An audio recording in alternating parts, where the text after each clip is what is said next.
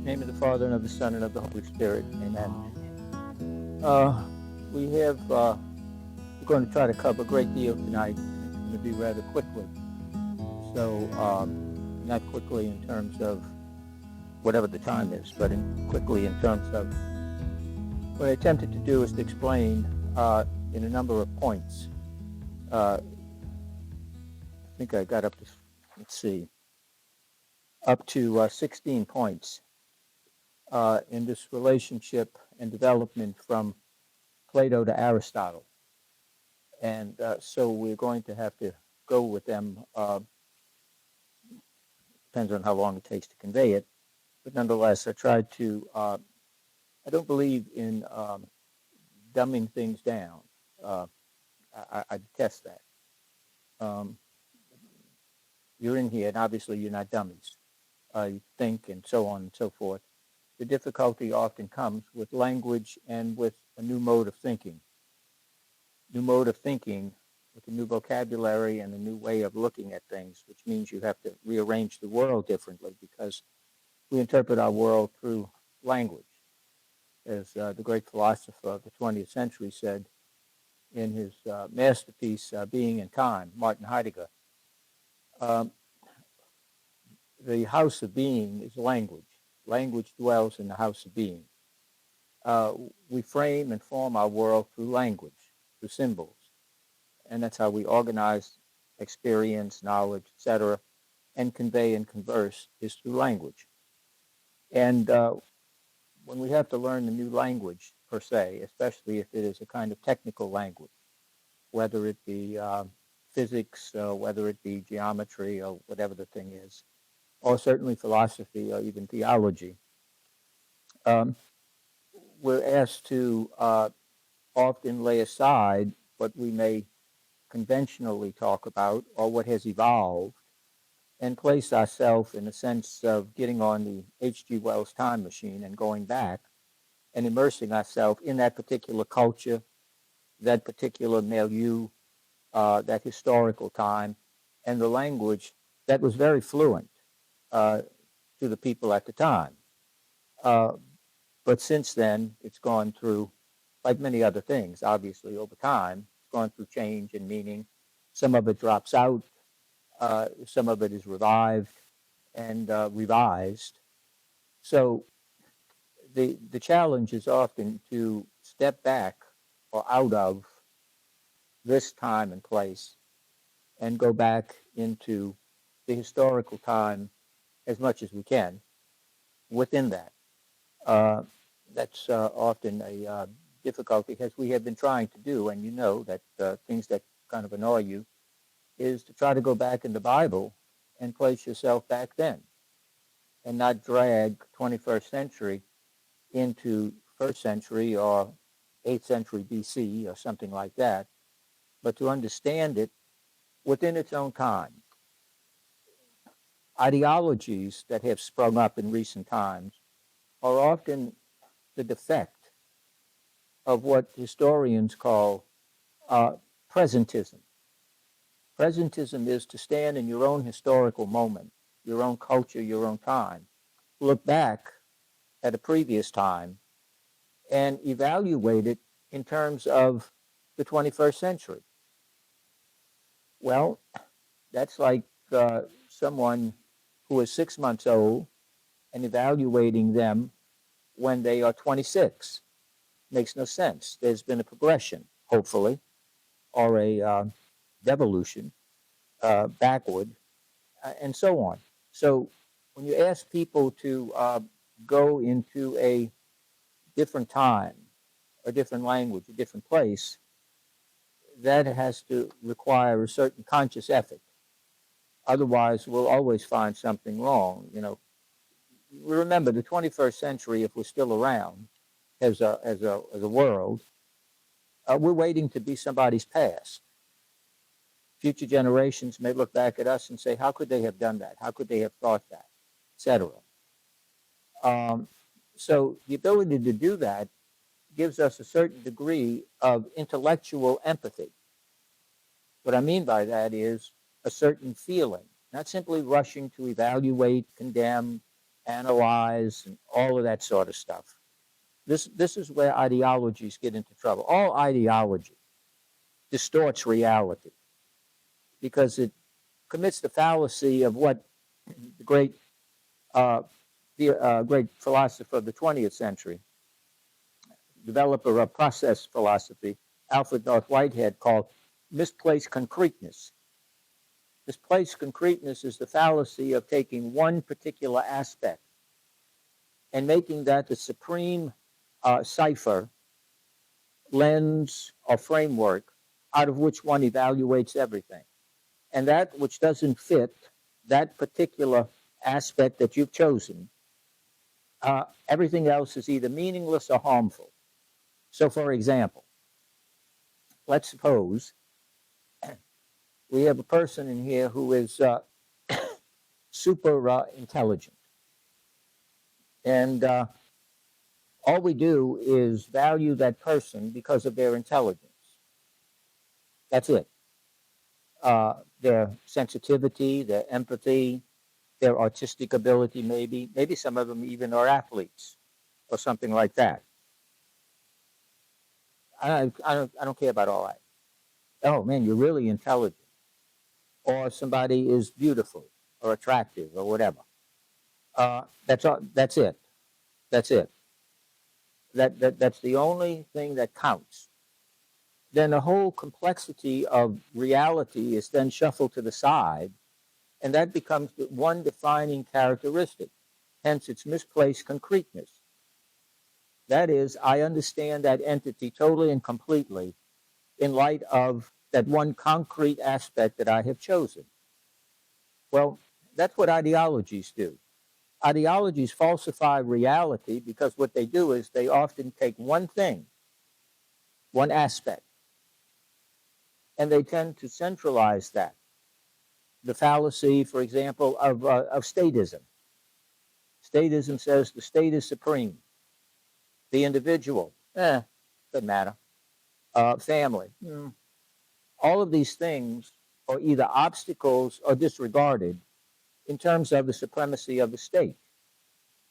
And often the state then becomes embodied in the leader, the Führer, the political figure. And that political figure becomes a kind of messiah, a kind of savior. Oh, he's going to save us. He's going to do this and that, so on and so forth. So what happens around that? A whole apparatus of propaganda develops in order to bolster that individual, because that individual has become the embodiment of the state. And therefore, if you glorify the state, you glorify the individual. To glory the individual leader is to glorify the state. And then others and think they become expendable because all they are is means to one end, glorifying the state or glorifying the leader. That's what's very dangerous. It produces the cult of personality, a kind of mindless hero worship, a kind of right or wrong, I'm with him. No.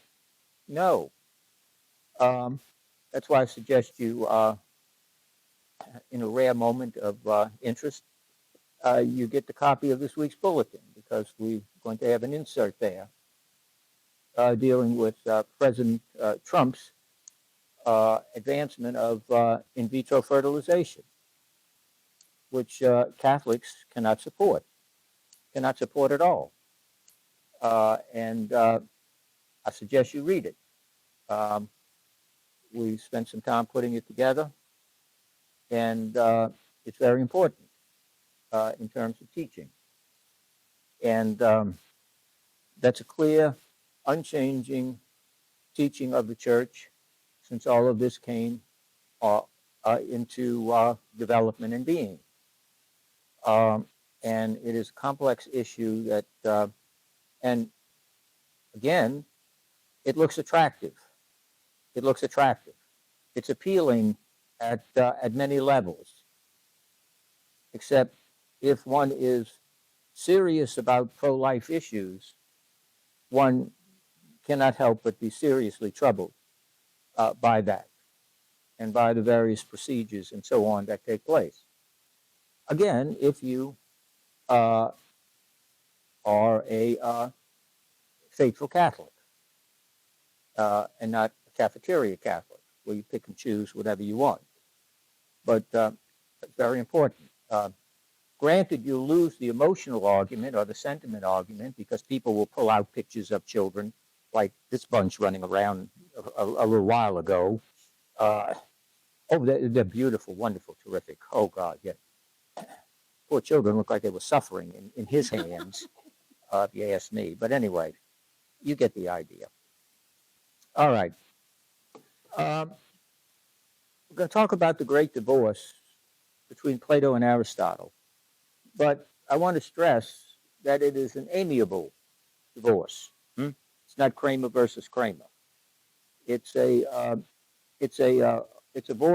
divorce of really mutual respect and really of love for each other. But on the issues that Aristotle simply could not buy from Plato, fundamental issues of Plato, fundamental differences, not, was his toga pressed properly and all this sort of stuff. This went to the very heart of what was Plato's major contribution and continues to be his contribution to Western philosophy. Aristotle could not buy it. He was a dissenter. And we'll talk about that. But in order to do that, we have to, casting caution to the wind, we have to do a little bit of backtracking. The thing that you love. When I ask you questions and, you have to go back past the latest thing on the computer, causes problems. But okay. Number one, first point. Who was Plato's teacher?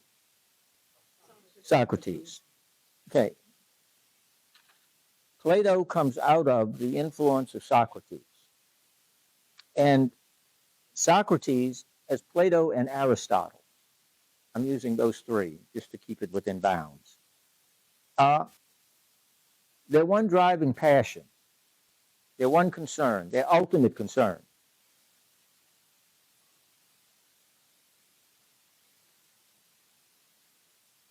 is truth, knowledge.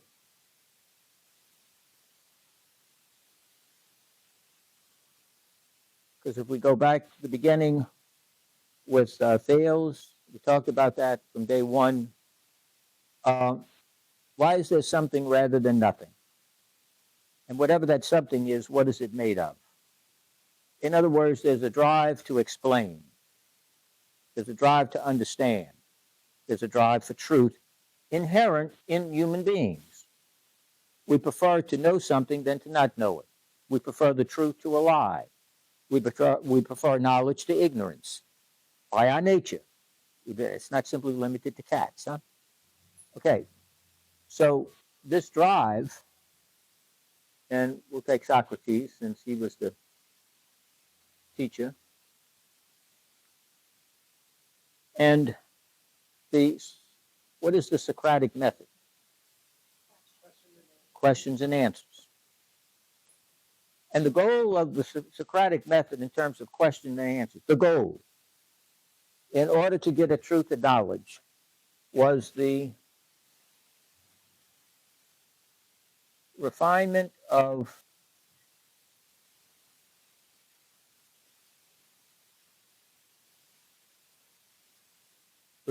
definitions. If you want to talk about justice, okay, let's talk about it. First thing, what do you mean by justice? Otherwise we can't start, because we don't know what we're springing from. If I don't know what you think of justice, Connie, and you don't know what I think, we can't possibly have a discussion that's going to bear any fruit, because we might be on two separate planets, two different points of departure, of which we'll never meet. And the questions have to be directed not to my understanding of what you said, but I have to be able to explain what you said according to your satisfaction, not my satisfaction.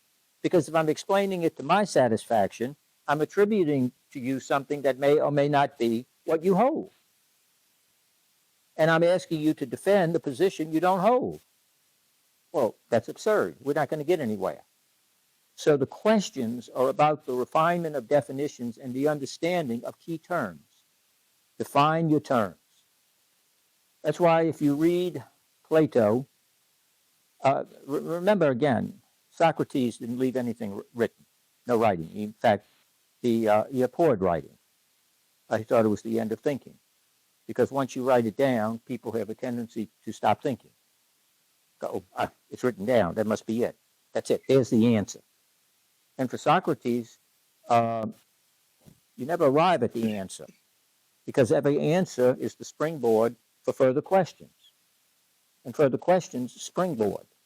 So you keep going as far as you can go, given your limitation, given the limitations of the time, what's available. We don't hold we don't hold Plato, or especially Aristotle, ignorant, stupid, and of no value because he didn't know anything about modern surgical techniques in the 21st century, or didn't know anything about molecular biology, or know all of the things we know about biology today. He is invincibly ignorant. He is ignorant, but through no fault of his own. In the 4th or 5th century BC, he could not possibly know what's going on in the 21st century. That doesn't work. So it's not that he's morally culpable or even deficient. He's not deficient in the objective sense. He's deficient in the practical sense. He can't know what's not available. It's impossible. So definitions then become crucial for Socrates. Okay, it is the pardon me. Again, the refinement of that, and after Socrates had moved on from, after Plato had moved on from Socrates, mainly because Socrates was given the terminal cocktail, the hemlock. Plato went and ventured to southern part of what we now refer to as Sicily, and he came in contact with the Pythagoreans. He came in contact, that's the second point. Comes in contact with the Pythagoreans. Now, these definitions for Socrates,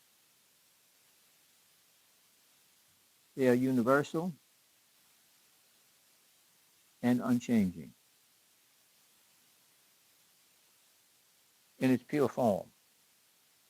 Universal, it applies to all, and it is without change, because change denotes deficiency. If you're changing to something and your goal is something better, what you're changing from, hopefully, is better than where you've been. Not always the case, as you know. People can change and become worse. That's possible. So they have to be universal and unchanging. And in that sense, then, they would be perfect, because they would have all that they need in order to fulfill perfect justice, perfect love, perfect understanding. Take whatever you want. So Plato, going to Pythagoras, gets involved with the Pythagoreans, followers of Plato, influenced by Socrates. He's looking for those definitions, the refinement of definitions that's universal, unchanging. And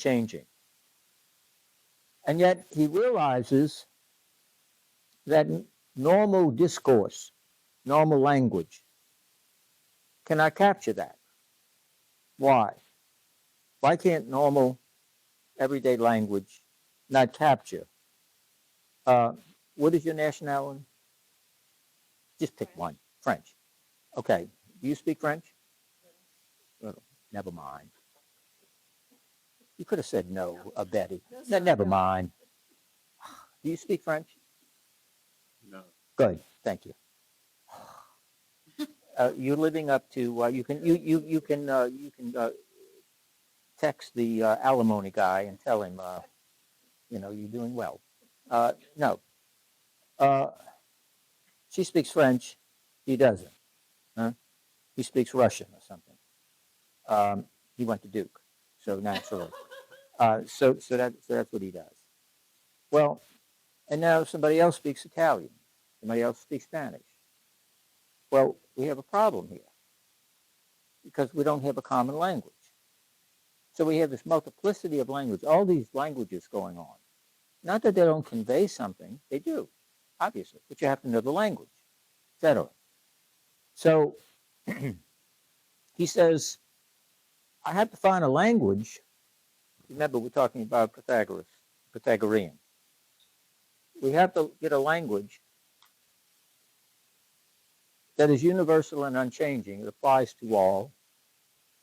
And I don't care if you speak Spanish, if you speak Italian, if you speak Russian, if you speak French, whatever you speak, it doesn't matter. Is there such a language?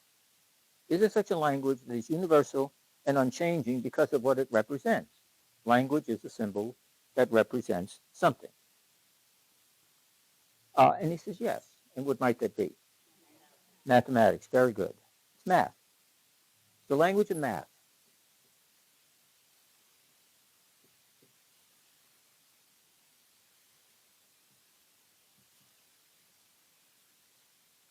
Two plus two equals four.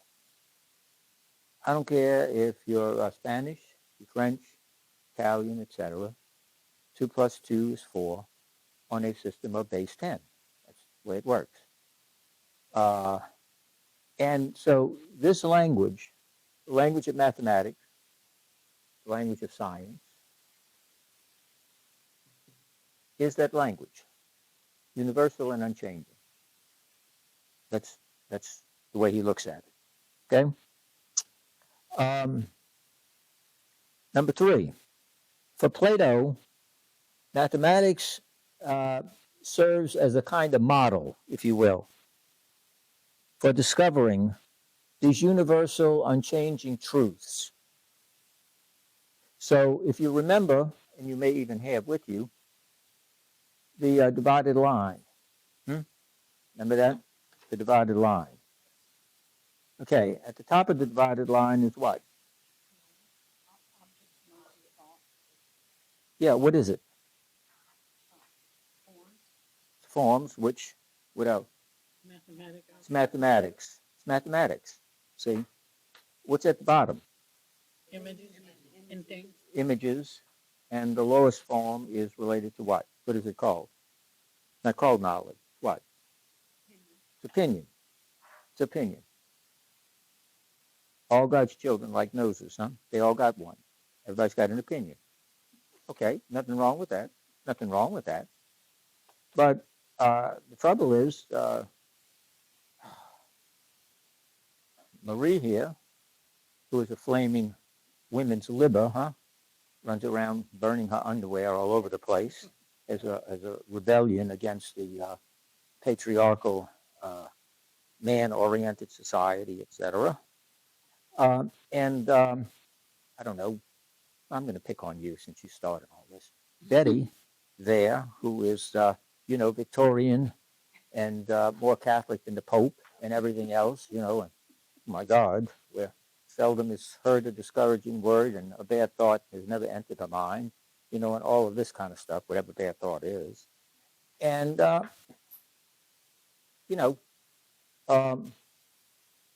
now, which one is better? Well, my opinion is, I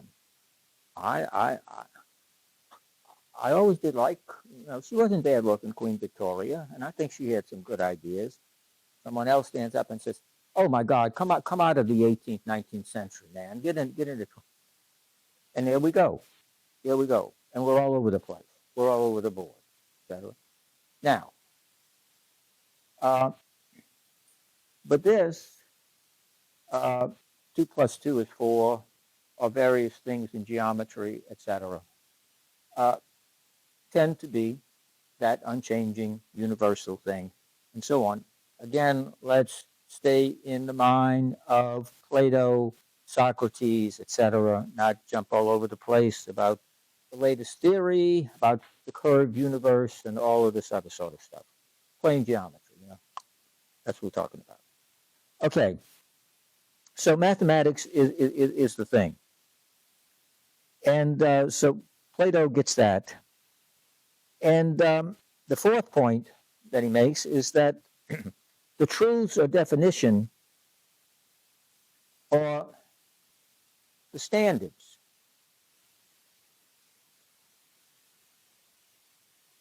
the norms by which we judge.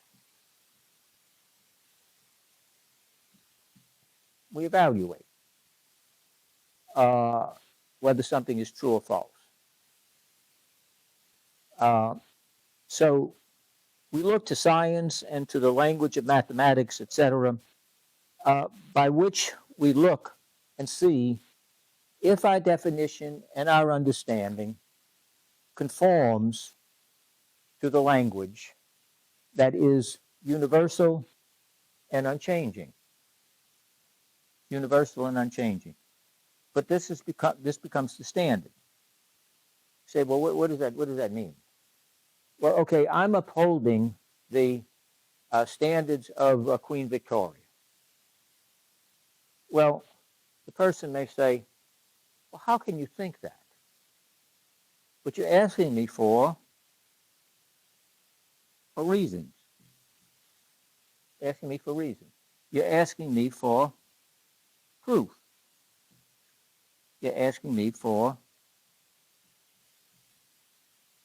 facts. Now, it has to be more. It has to be more than taste. Aristotle, jumping a little bit ahead, Aristotle has a wonderful little dictum. He says, about taste, there is no argument. What do you think about that? About taste, there is no argument. Mm-hmm. Let's suppose, yeah, that's exactly right. Uh, I don't know if they're still around anymore, but let's use it as an example. You go to Baskin Robbins, and they got 450 flavors there in the place. God knows how many. They got more. The only thing here is more channels on television. Huh? They have about 4 million. But anyway, so you go in there, and you're going to buy your friend an ice cream cone. And all these things. And the friend sits there and says, I'll take a vanilla cone. And you go, are you crazy? What is wrong with you? I got all of these things, and you want a vanilla ice cream cone? And I said, well, I like it. This is ridiculous. Aristotle says, person's a fool. He's arguing about the person likes it. Why? Because he likes it. You like a red car, I like a blue car. You like a black one. Somebody likes a white car. Whatever the thing is. That's taste. I don't know. These things, there is no argument. Give me a reason, a fact, etc. It's useless. It's useless. I can't put that into a Pythagorean theorem, a quadratic equation, and all that kind of stuff. I simply like the taste. And I'm sorry I came with you to Baskin Robbins. Huh? I ruined your time, and you certainly have ruined my time. Okay? So there has to be something that we're looking for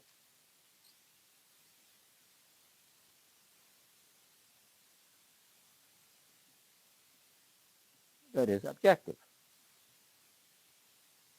that meets these, etc. Now, is it possible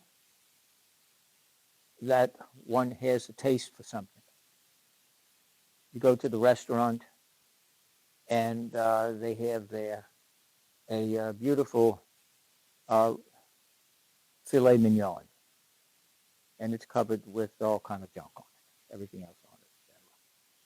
And you're not supposed to have that. And so your friend says, that's really bad for you. Maybe you should try the fish or the chicken, which is very good, rather than that. But I like this. Is the friend offering you something objective? Yes. Your doctor has told you this is bad for you. It adds to your cholesterol, or it clogs your arteries, or you go home and then you begin mooing at the moon, or whatever you're doing, or you want to be milked in the morning, which is not a good idea, especially if you're a male. Anyway, so there is some objectivity there. It's not to say that your taste won't override it. Oh, I'm weak, I gave into it. Okay. You knew that there was some reason, some facts. Now, how much you put into it is something else. But that's deeper. That person gave you something deeper than, I like it. Or you shouldn't have it. Why? Because it's bad for you. Okay, why is it bad for me? In other words, I'm always asking something more concrete than you think it's bad for me, etc. It's because you're under the doctor's care and the doctor has told you you have to cut back on this because it's affecting your arteries or your heart or whatever it is. So we're always looking for something there. And we want to get closer and closer and closer to that. Okay, the facts.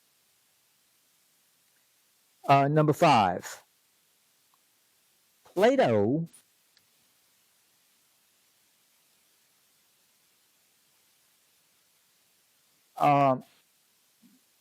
two things. He wants these objective, unchanging knowledge,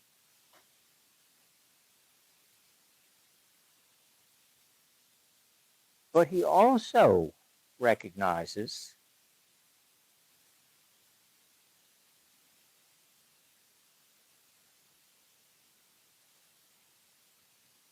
change in variety. See? This objective knowledge, unchanging, etc. I'm looking for the one. I'm looking for the one supreme form. For Plato, well, we won't give it away. You know what it is. But you have here this. You have the many, which brings up the question of the one and the many. So you have change and permanence, etc. Who was the philosopher of permanence?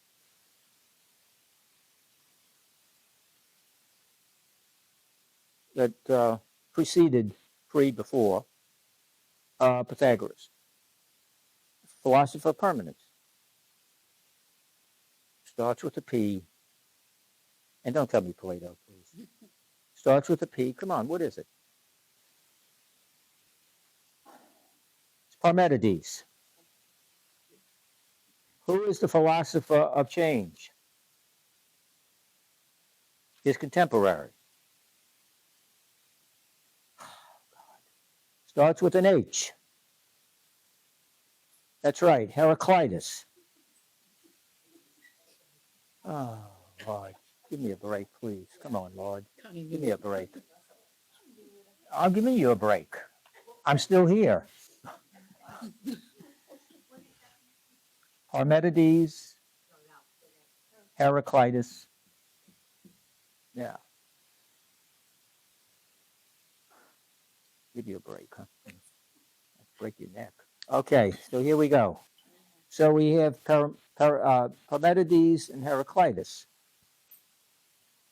the philosopher of permanence and the philosopher of change.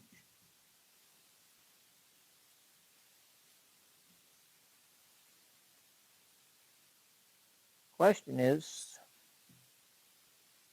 you have both of these, and yet they seem to be together. How? How to get these two together? How to synthesize them? These seemingly contradictory things, permanence and change. If it's permanent, it can't change. If it changes, it's not permanent. And yet they both realities of my experience. I see things change. I can't deny change. I see it. I see it in people. I see it in objects. Can't do that. And yet I also know that there's a language of permanence, which is true. Science, math, etc. So how do I deal with this?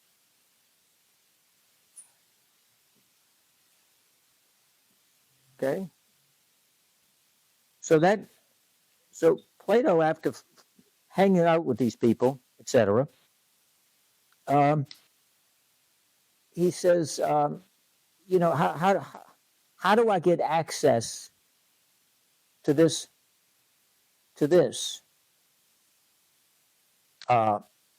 one in the many, etc.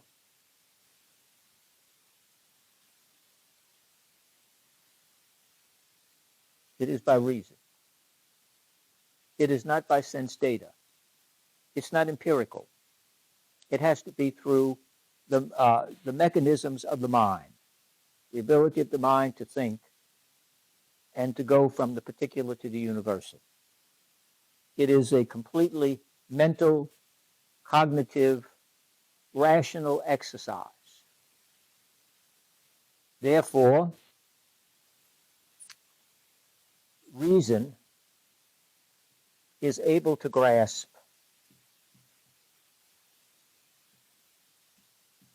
being. It's able to grasp being. That is, it's able to grasp the underlying manifestation that governs everything that is. Being is the representative of what to what? Be is to what? To be. Being itself. Being itself. Existence itself. It is to know existence itself in its objective, perfect, pure form. What is at the top of the divided line?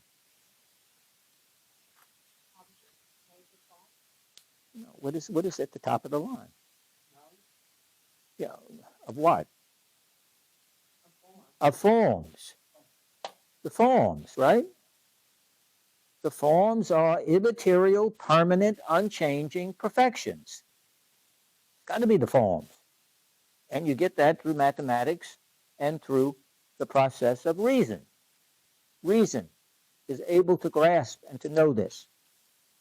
So the mind, by reason, is able to grasp being, the fundamental principles of all that is, of all that is. So we want to know being, we want to know the forms, but while we want to know the forms, but the forms correspond to what? What are manifestations of the forms? The objects, huh? The objects in this world, yes. The images, etc. Are these perfect, permanent? The objects. No. This is.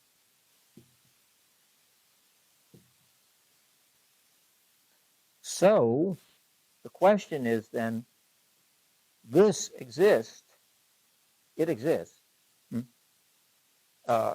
you know, the skeptic or the radical idealist says the only thing that's real is the forms or the ideas. Nothing else is real. Well, one smart aleck philosopher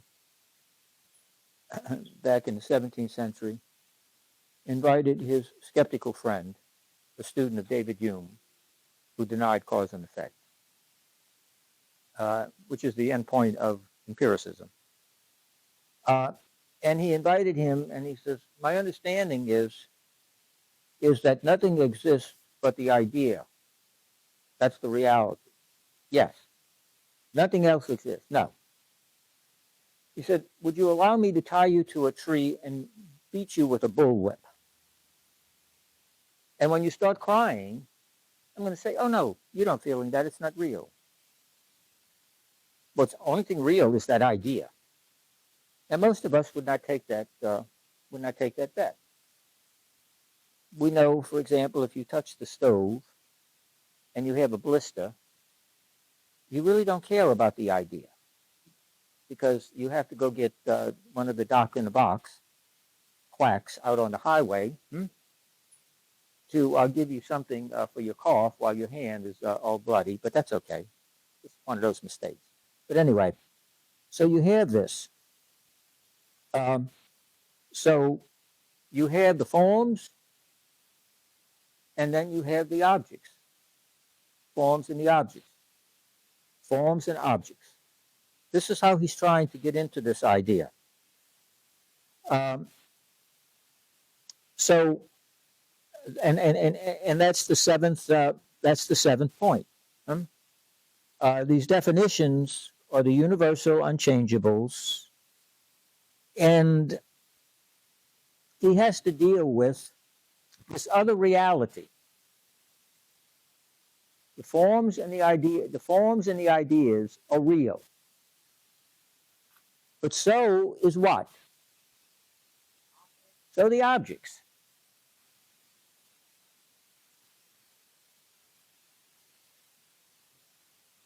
How you do that? See, that's something now he's wrestling with. The one and the many, perfection, imperfection, temporal, eternal, forms and objects. All of these things he's trying to juggle in his mind. Again, you're at the real stepping point of Plato wrestling with this, because this will be his major chief contribution to Western philosophy, and the point at which Aristotle says, "No, I can't buy what you're going to tell me. I can't." We haven't talked about Aristotle yet. But you have to understand this, otherwise there's no use telling you what Aristotle said, because it's out of context. Makes no sense. Makes no sense. Okay. So number 8 is that Plato synthesizes Parmenides. He joins together being, which is represented by what? What's at the top? The forms. And he has to blend those with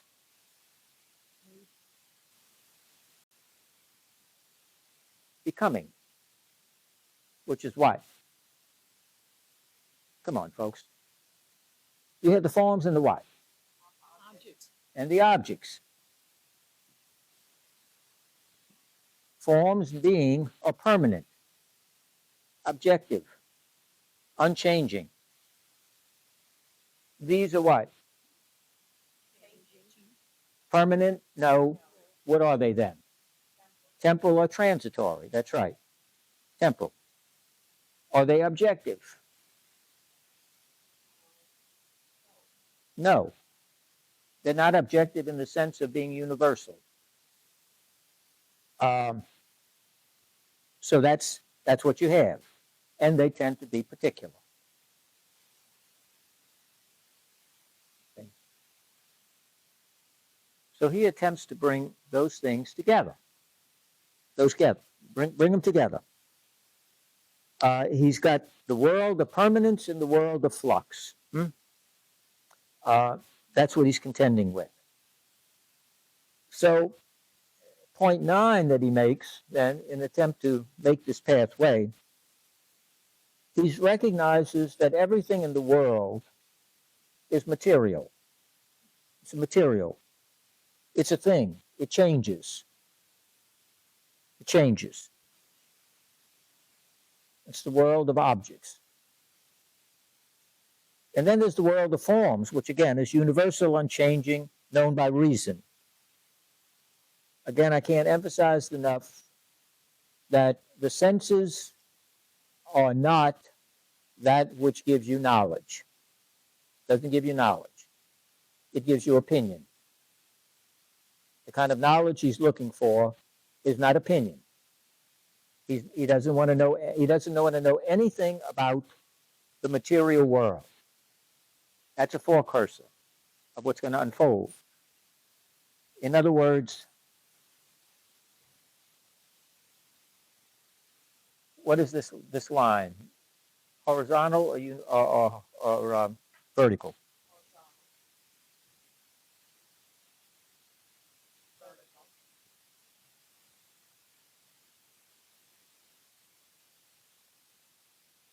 This is the world. I'm jumping ahead, but it's necessary. This is the world of Aristotle. This is the world of Plato.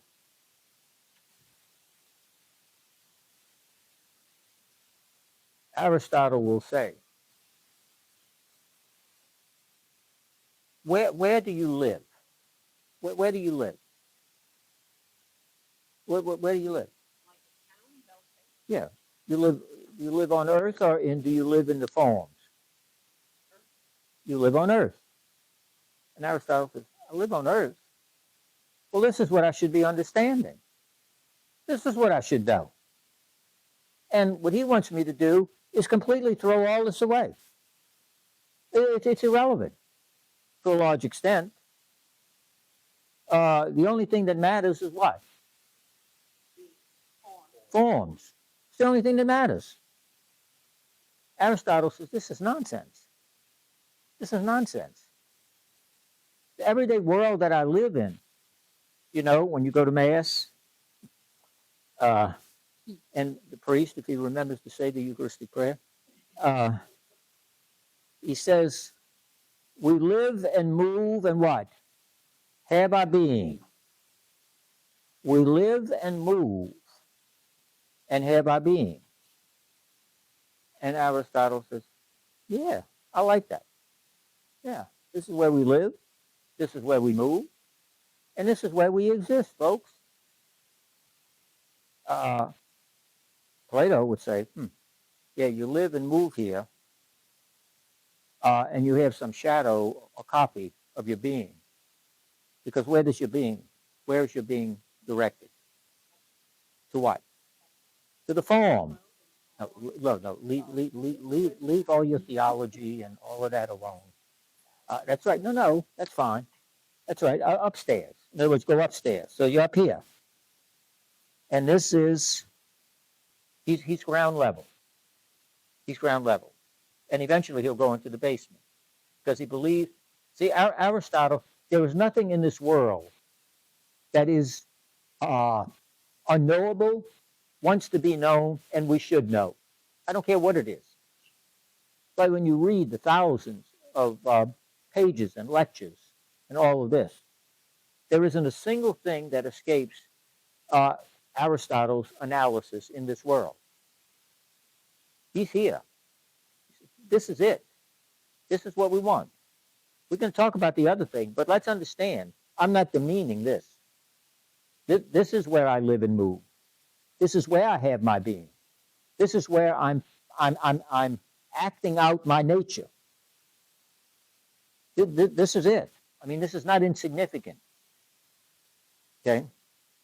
Because this simply throws me up here, and about this I can become completely indifferent, lazy, neglectful, because it doesn't matter ultimately.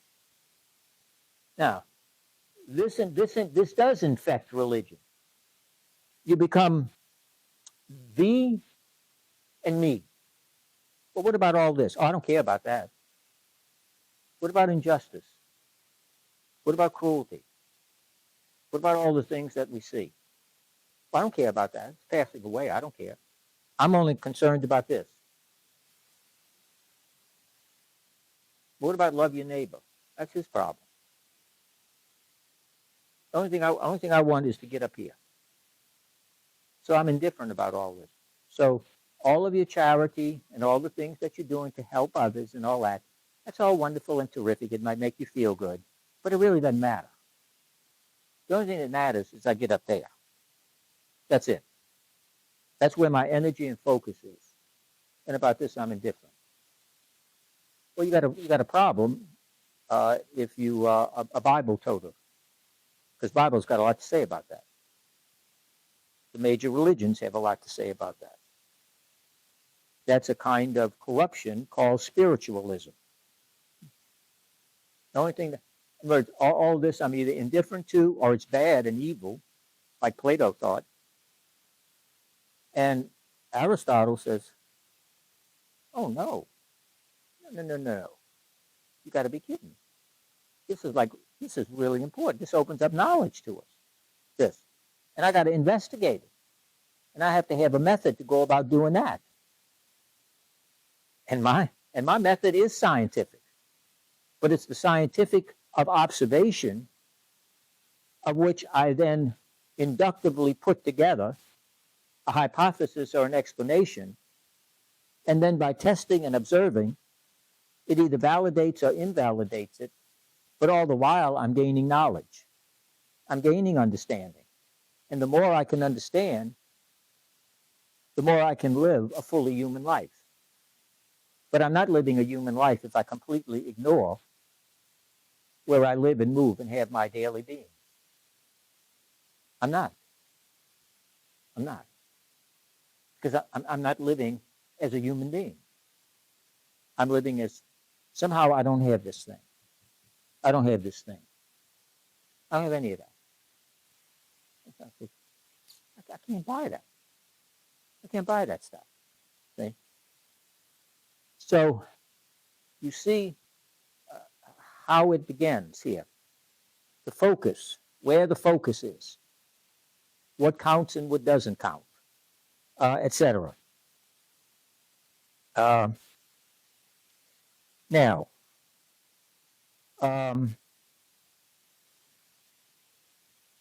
if we go to number 10, the object,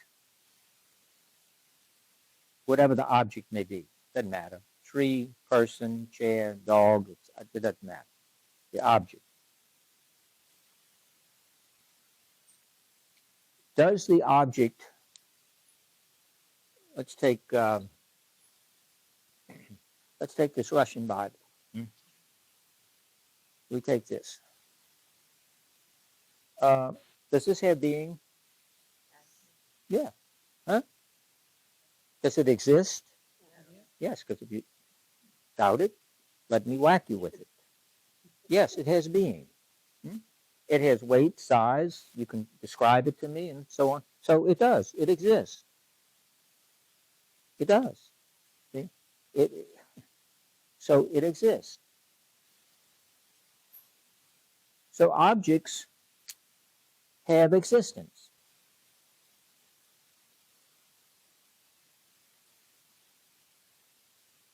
But it is an existence of a very particular kind. Huh? It only exists so long in relation to what? No, it can't be in relation. Okay, so it only exists in relation to my seeing it. Okay, no, that's fine. Wait. Don't try to erase it too quickly. No, that's where you are. So, no, that's a very good answer because it helps us to move to another point. I asked Betty, does this exist?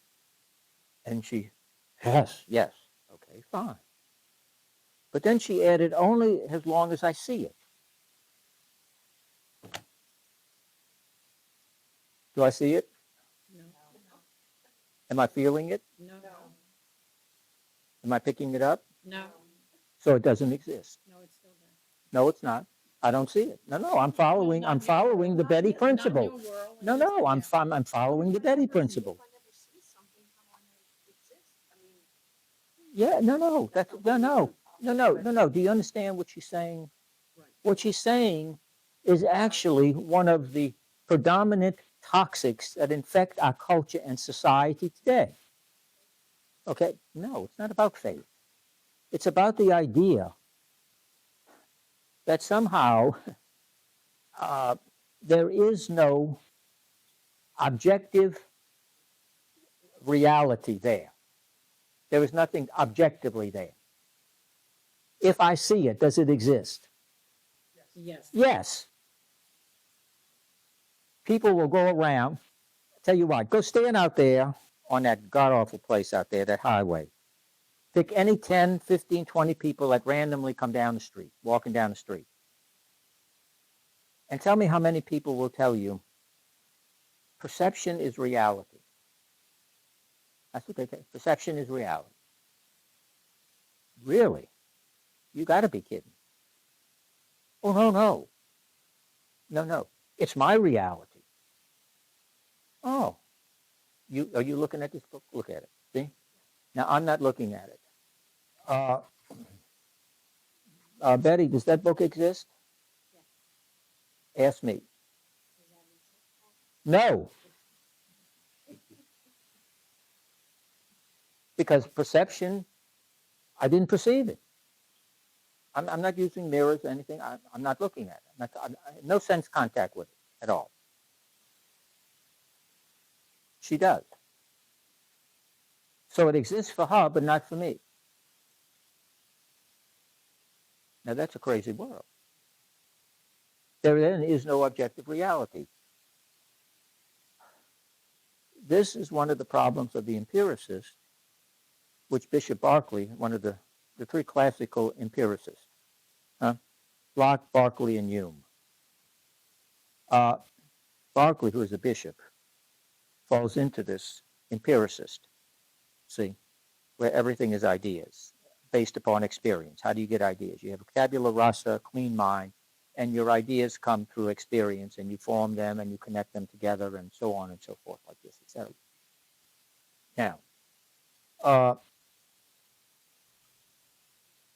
David Hume will come along and say he's the last of the empiricists, because if you take empiricism, that is, knowledge is based upon sense experience, and you take it to its logical conclusion, you can end up like David Hume in radical skepticism, in which David Hume denies one of the most fundamental basic laws of science and physics, cause and effect.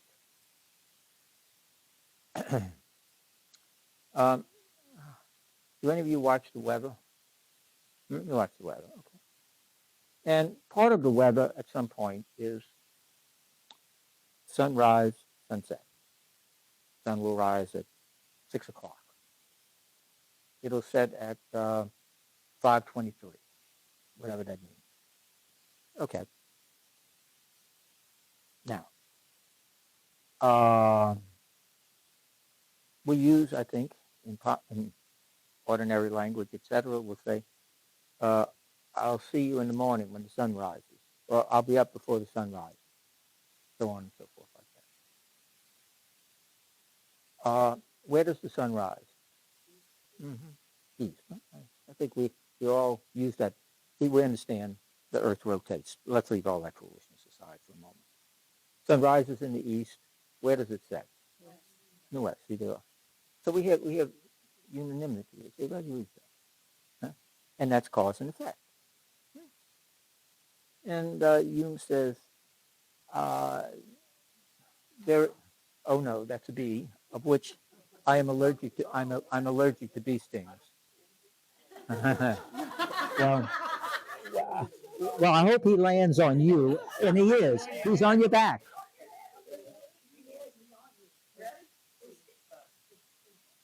Well, I don't care. Yeah. No, well, that's all right. It's a cafeteria. It'll blend in with they usually serve. Never mind. Um, so Hume says the sun rises in the east and sets in the west, and you call it cause and effect. Hmm? Show me cause and effect.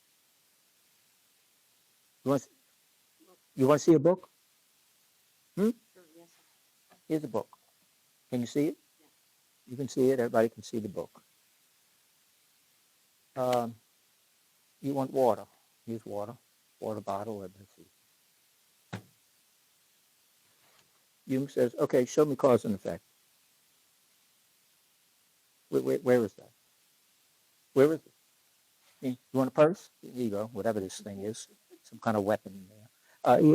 Here's this phone. There it is. Where Roy is cause and effect? Show it to me. You got a pen? Yeah. Oh, look at you. Got it in your hand. You got one there. Goodness. Show me cause and effect.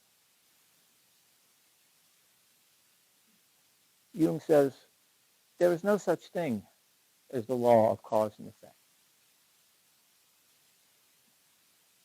What do you mean? If I let go of this thing, what do you expect it to do? Yeah. And we call that what? Gravity. Hume says, and you want to make that the law of gravity. Where is that? Where is it? Where is it? He says, you want to call that a law or something built into the nature of things. Is it conceivable? Is it possible that if I let go of this pen while I'm here on Earth, for all of you that are ready to jump into, if I'm on the moon, it'll float. So spare me that nonsense. If I drop, oh, look at it did. Oh, it did it again. Whoop, it did it again. Is it possible that I may let go of this pen where I'm standing right here, and it may either be stationary or go up? Why not? Show it to me. I can't. Well, why am I saying this?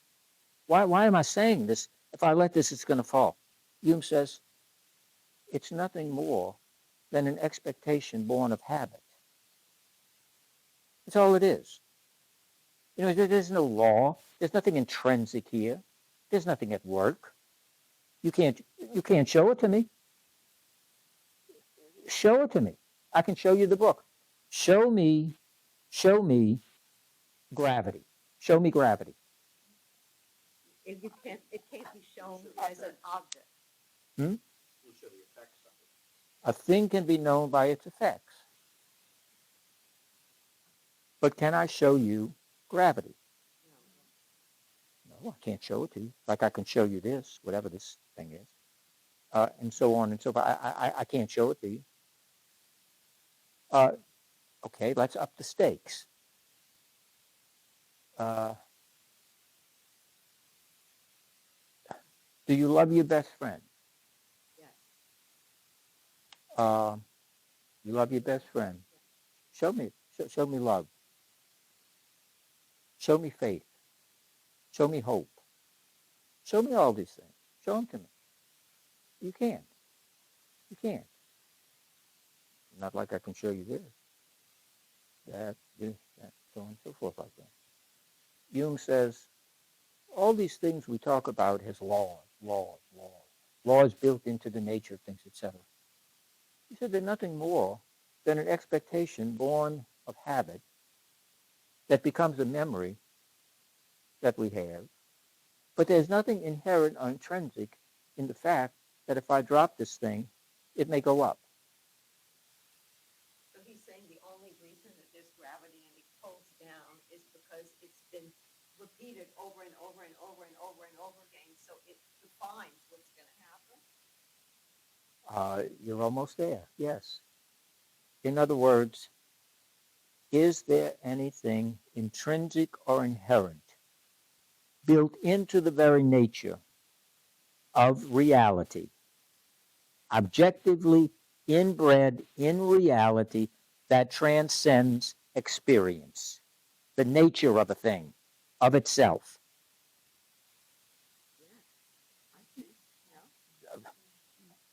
If you're, I'm asking you for Hume. If you are a realist, no, what Hume is saying is, no, there is no objective, inherent, unchangeable principle at work here. It is nothing more than simply repetition and your expectation of it. But is there anything inherent in this that makes it fall? No. No. There's nothing there. You expect the sun to rise in the east. Is there a high probability it will? yes. Yes. Yes, because you have millennia where that has happened. But tomorrow you may very well wake up and it rises in the north, because there's nothing inherent in it. Therefore, if you translate that to knowledge, and you translate that to something like morals, your morals are not intrinsic. There's nothing intrinsic in the act that makes it good or bad. It simply depends upon an outcome. Could a good act become bad? Could a bad act become good? Sure. Sure. No problem. No problem. Okay. Because there's nothing objective. There's no standard that is ironclad, objective, and permanent. You see, there's nothing there. This is where radical empiricism ultimately ends, is in radical skepticism. And hence what happens, you become, even if you're in the 17th century, 18th century, 21st century, that goes all the way back to Socrates and Plato's chief intellectual enemies.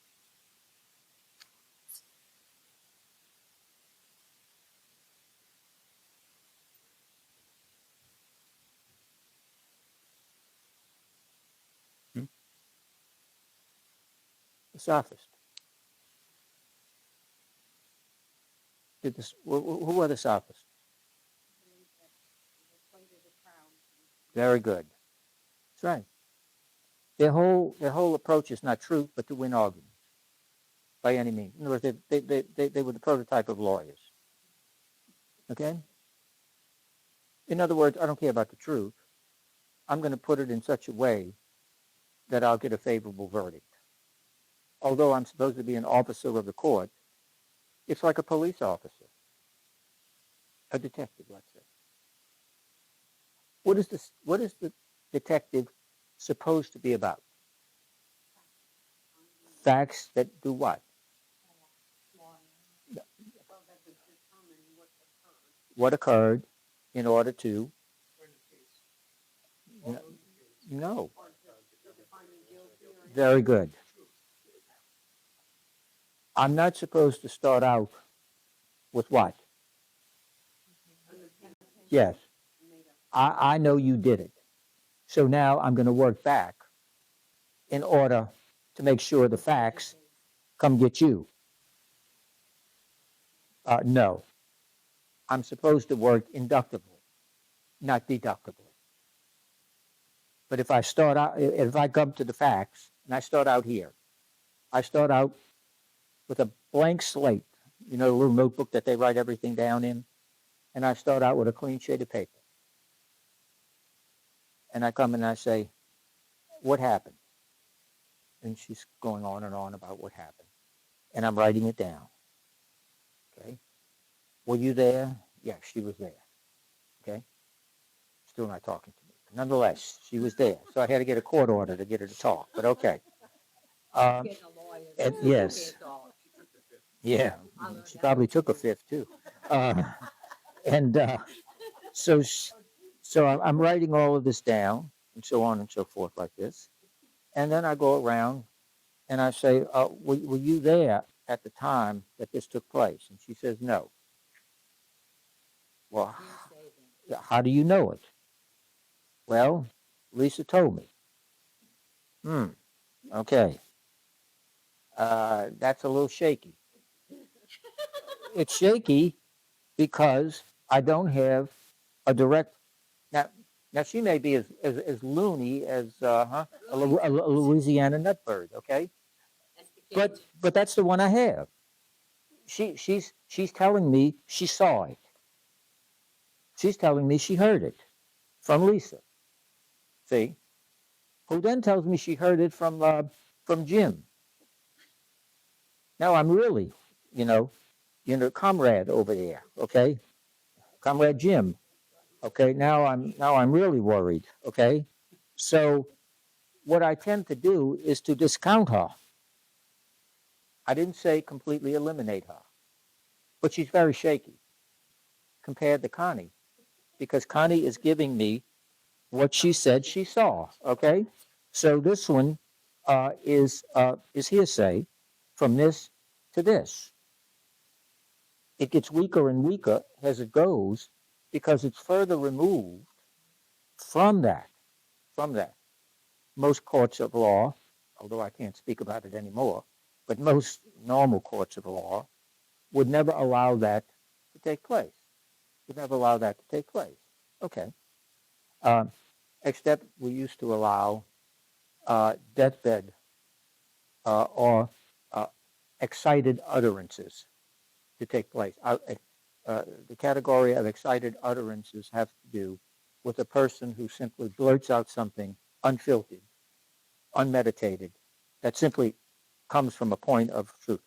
The deathbed experience, when once we were a religious kind of people, that carried a great deal of weight and would have been admitted because we believe that on your deathbed, the last thing you want to do is die and face God, having told and went out with a lie.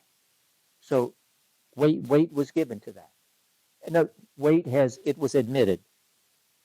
The jury is told you have to decide how much weight you want to give it to that.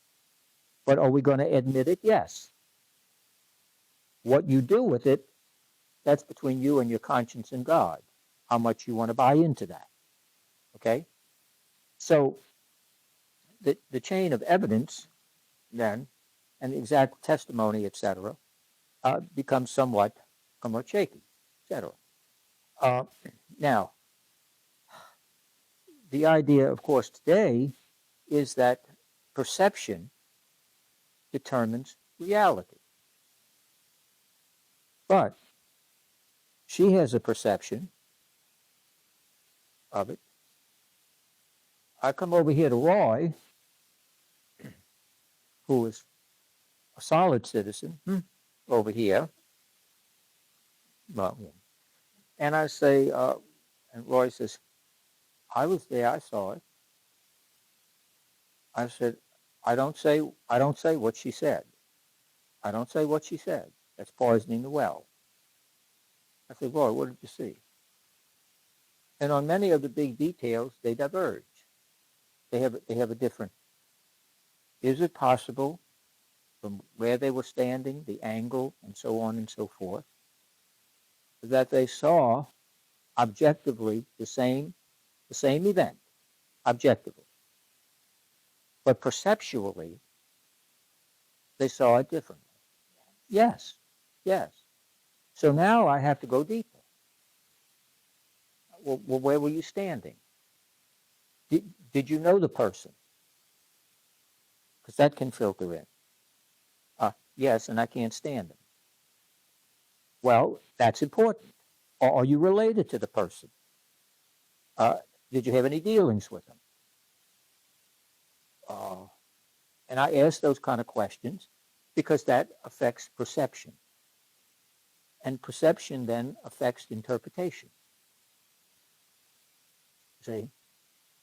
But all of this is the inductive method of which at the end of my investigation, and I have everybody who at least claims to have heard something or seen something, I then try as best I can to formulate a suspect or a list of suspects. And then I have to go through that. That's induction. That's induction. And when I get finished, I formulate a hypothesis, a suspect, a major suspect, the chief suspect. The federal government, if they want you, they have to let you know that you are, quote unquote, a person of interest. A person of interest does not mean an indictment. It's not even at the level of suspect. Say suspect. You're a person of interest. Now that interest may be because you are friends with that person and they may have told you something. You may have an artifact or something, a note, a voicemail, something, etc. But they have to let you know that. They can't just come because there's no judge involved in that. There's nothing. It's not you can tell them what if a person comes and brings you into the police station and they start asking you questions. Like any good mafioso, sacred amatra, holy silence. You don't answer nothing, you don't talk, you don't do anything other than, I want my lawyer. Now, the lawyer comes and they question you. You don't have to give any answers. The presumption is what? I'm innocent. Where does the burden of proof lie? Lies on you. A defendant can sit at the table and never put on a defense. They don't have to. The burden of proof doesn't, you can't prove your innocence. They got to prove you're guilty. Okay. So on the basis of that, you're sitting there and they start to ask you these questions. And finally, your attorney may ask the question the police hate to hear. Is my client under arrest? And if the answer is no, your lawyer will say, hopefully, if they're beyond a first-year law student, we're leaving. Let's go. You can get up and walk out. And if they try to detain you, you have a civil suit against them for false imprisonment, false detention. If you're not under arrest, you can't be held without a court order. Without a court order. And your attorney may very well say that. Or if you don't want your attorney and you're sitting there and you say, am I under arrest? No. Walk out the door. And if they detain you, they have a problem, not you. Okay. So on the basis of that, I am deducing, I'm now talking to people, etc., who may have known this person, all of that. But if I start out with just that and I'm working backwards, or let's suppose the lawyer may say to the policeman, you're in the courtroom now. How many people did you investigate for this murder? One.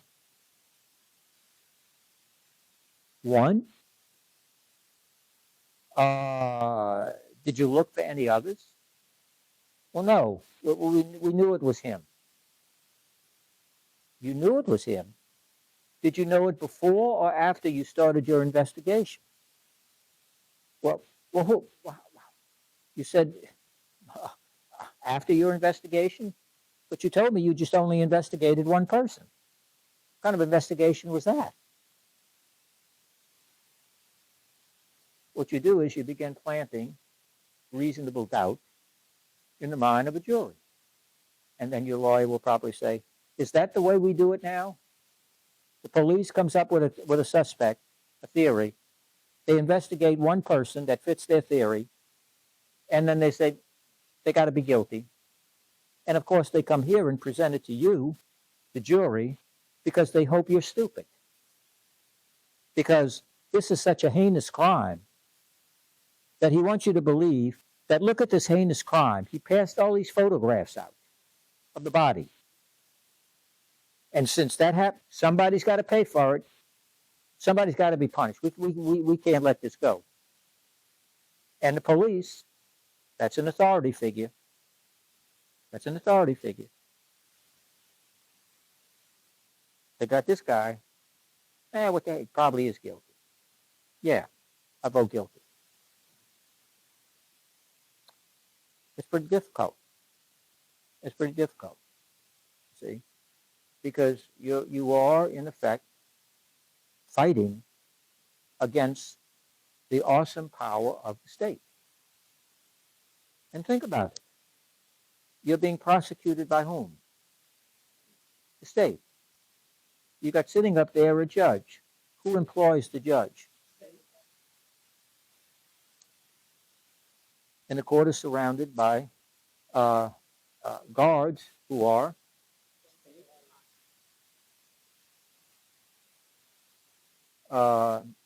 this is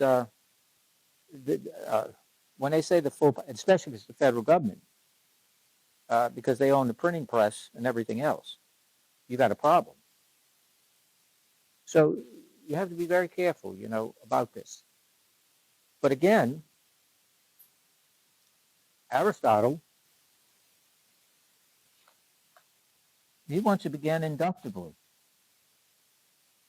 and go on. And on the basis of that, he deduces from induction to deduction on the basis of what his investigation has revealed, and then tests this and makes judgments about it.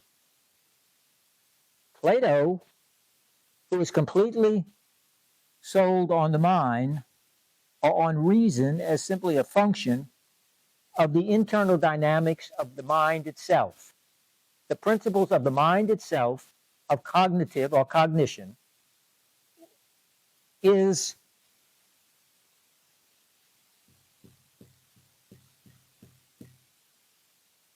this not only adds no knowledge, it is a hindrance. Why? Why is it a hindrance?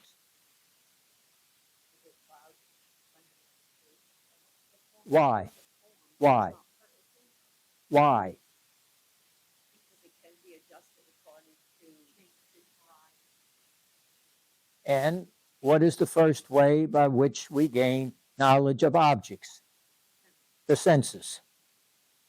And we know the senses are reliable or unreliable? They're unreliable. You ever make a mistake? You ever see somebody and say, oh, there wasn't that good person? Or, this, yeah. It's not infallible. But the forms are. They're perfect, unchangeable, objective, universal. You see? So, this is not only indifferent and to be ignored, because at death, what happens, according to Plato? What image does he use? The soul is released from the body very good. Released from the tomb, the prison. Went over that last week, right? Yes, we did. I know, I was here. So we have that. So you can see where they would fundamentally disagree. I mean, this is a big deal. This is a big deal. This is idealism, and this is realism in their formal, pure forms. This is where the action is. Aristotle, now, I like this. I've got a lot to learn here, because this is where I live and move and have my being, in my humanity. So this is This is the big split, and if you want, the divorce. Now,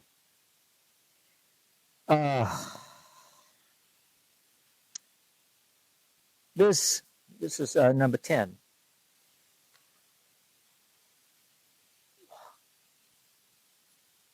Do the objects have existence? Yes. Are they real then? Yes. Yes, they're real. If they exist, they have to be real. Okay, so yes, they do. Do they have being?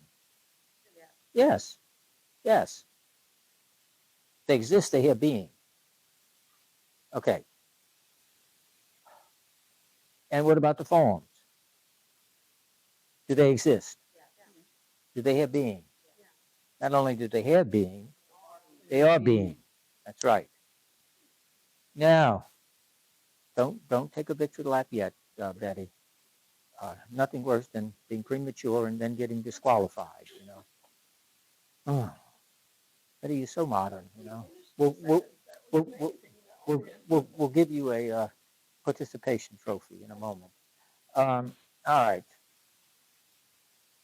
Before I was interrupted by myself, I might add. Nonetheless, um, there is some level of being in objects because they what? They exist. They exist. So the question then arises, what is the relationship between the object to the form? See? And this is the question that Aristotle poses. If this is being up here, huh? This is the really real up here. But this is being here. There has to be some relationship between this being and this being. If not, you're saying that it exists without being. That makes no sense. It exists without being.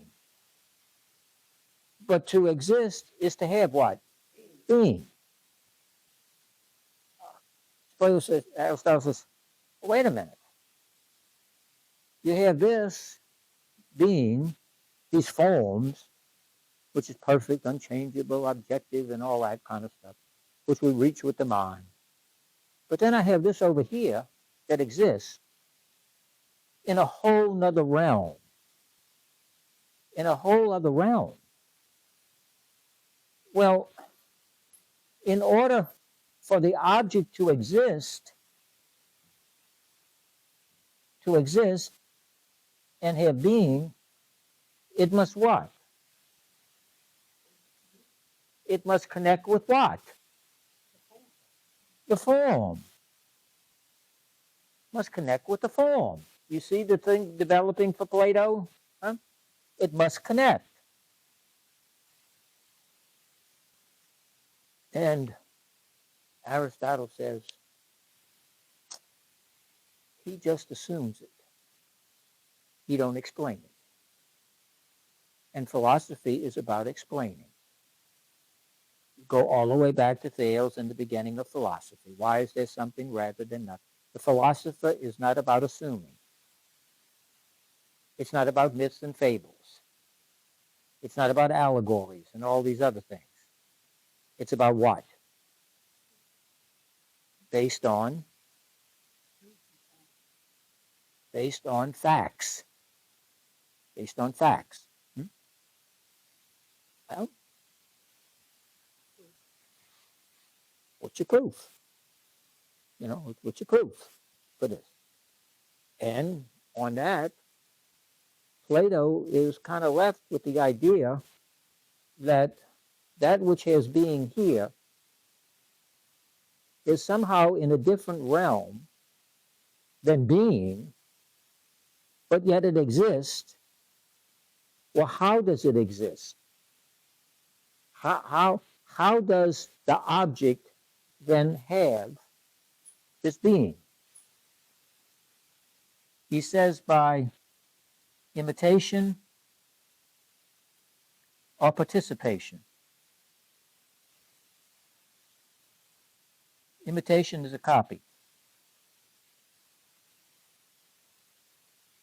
Participation is to be in the being, in the form. Well, it doesn't take a genius to see the problem with participation. Is the object perfect or imperfect? It's imperfect.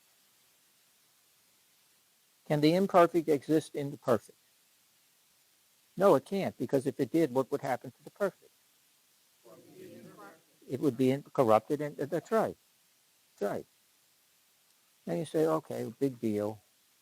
Well, it is a big deal. It is a big deal if you happen to believe in Christmas, if you happen to believe in the incarnation. Now, if you don't believe in the incarnation, you ain't got no problem. Don't worry about it. Forget it. What is the incarnation? What is the incarnation? Okay, can you put it in? Here's your chance. Put it in Christian terms. Here's your shot. Come on. Don't falter now, Betty.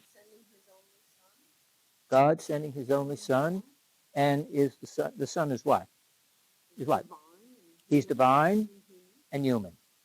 Notice that? Divine and human. Why must the son be both divine and human? Why not like the other things? All kind of religions floating around. Why does he have to be divine and human?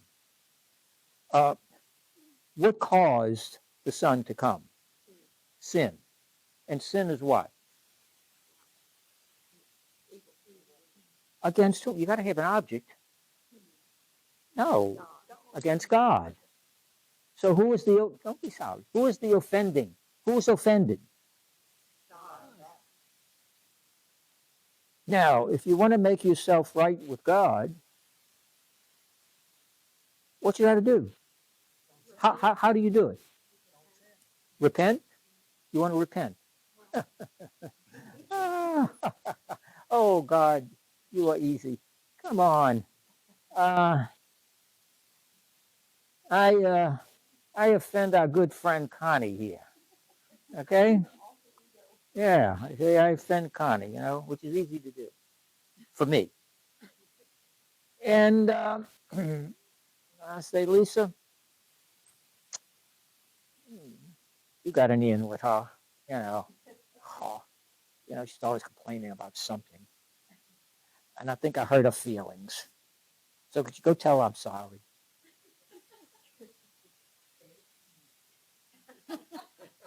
Lucky I'm saying it. Now, is that good enough? No, it's not good enough. Why not? Oh, forget about it. I'm sincere, but I want her to go tell you. Now, how about that? I sincerely want you to go tell her that. Oh, I'm not atoning for my mistakes. Are you a human being? Am I a human being? Be careful. Yes, that's right. Yeah. Wait a minute now. What time is it, Betty? She was on Stonehenge. No. Is Lisa a human being? Yes. Human to human to human. Is it possible that Connie may say, "Okay, thank you. I'm glad. I'm glad to hear that." Is that possible? Yes, of course it is. Of course it is. Of course it is. Why? Because she's offended, but she's what kind of being? A human being. A being. My God, come on. Maybe it is too late. I think sitting next to the Russian has hurt you. Lisa is what? Human being. I'm a human being. So ontologically, or in our beings, are we equal? In our being. Yes. With sin, who is offended? God is offended. Is God's being equal to my being? Then can I ontologically make up for my sin to God? Why? Very good. You do understand that. God is the supreme being. Some people think they are. They're not. God is the supreme being. I am a finite human being. There is nothing I can ontologically possibly do to balance the scale where I have offended God and I am here. I cannot close that gap. I don't care what I do. I can jump in Lourdes water. I can do the rosary on the big steps in Rome. I can kiss the Pope's ring till he falls off his hand and all of this other kind of stuff. It ain't going to make up. It's not. I can't restore it because I can't restore the offense to the infinite because I am what? I am finite. I can't close the gap. That's impossible. Therefore, the word must what? Must become flesh. And it must be both what? Human, because who committed the sin? It must be God. Who's offended? Who is offended? All right. So it has to be both. You see what I'm saying? In other words, if a finite being offends an infinite being, and it's impossible for the finite being to make restitution or justice in terms of reparation to God, which is impossible, because only God can make restitution to God, because they're one in being. We say that, don't we, in the Creed? Equal in being, and so on and so forth. So he has to be that. But he can't, but he has to also be what? Human, because it is human who is the offending party. So in that, you have to have the human and the divine in one being. Completely human, completely divine, in one being, in order to make atonement, to use the biblical term, atonement, restoration, justice, when it comes to restoring, etc., it is that which is making whole to the offended party as much as possible. As much as possible. I'm drunk driving. And I'm driving, and Roy is at the traffic light. The light turns green, looks, and he proceeds across, and here I come, barreling down the street in the car, drunk as a skunk, and I plow into Roy and kill him. Now, Roy has a wife, and he has 2 children.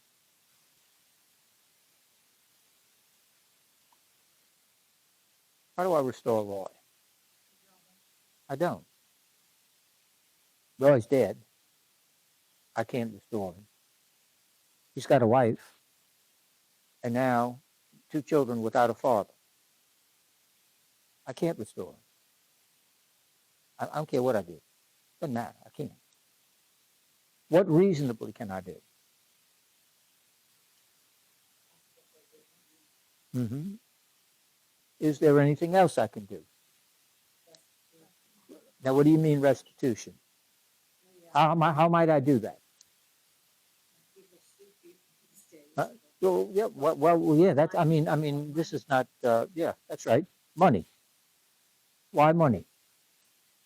To try to give them back something that they've lost. Very good. Their income. Very good. That's right.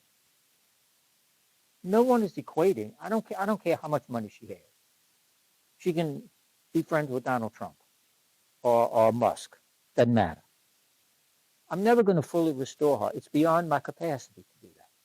I'm not going to restore the father to those children. I'm not going to do it. It's impossible. But okay, restitution does not require the impossible. It requires the doable. That's what it requires. And so you give them, you take care of them. Let's say you put the children through college or whatever they're going to do. You help the wife, so on and so forth, and all of this kind of stuff. The experience still remains, and it remains for you. I'm a person, for me in this case, I'm a person who, driving while intoxicated, kill Roy. And look at what I've done. I have to live with that. Yeah, that's right. I do. Yeah. And I don't want any sugarcoating about this. I do. That's also my payment. I've taken a life, taken a father, I've taken a husband, friends, relatives. All of this sprinkles out. My sin against Almighty God, when you think about it, it's worse than my killing Roy. It's worse than my killing Roy. Why is that? Because you have to live with what you've done. Hmm? You have to live with what you did. So what? Why is it worse? Why is my offending God worse than my killing Roy? You all are concerned about Roy. I'm asking you from the standpoint of God for a moment. It was a sin. He created this human being in his image and likeness. Mhm. You took it. And you've taken that being away. No, I have offended God. Forget about Roy. I'm using Roy. Get off of Roy fixation, please, for God's sake.